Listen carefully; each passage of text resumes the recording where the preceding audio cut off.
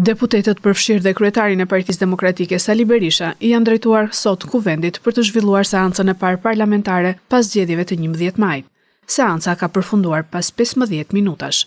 Tonet e larta shoqëruan atë që në nisje me akuzat mes kryetarit të Partisë Demokratike Sali Berisha dhe kryetares së kuvendit Elisa Spiropali.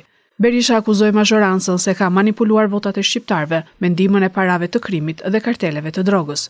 Kurse kryeparlamentarja i tha Berishës se koha juaj ka përfunduar.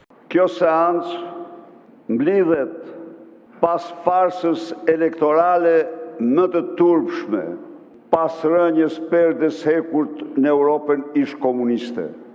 Kjo seancë mblidhet pasi partia e krimit me në krye Edi Rama zhvilloi farsën zgjedhore më kriminale.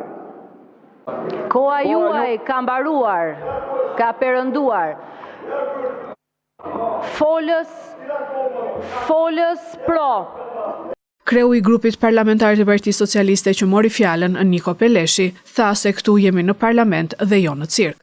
Pas mbylljes së seancës, kryetari i Partisë Demokratike Sali Berisha foli për mediat ku e quajti parlamentin si një bodrum të mafias dhe seancën një seancë ndër më të turpshmet.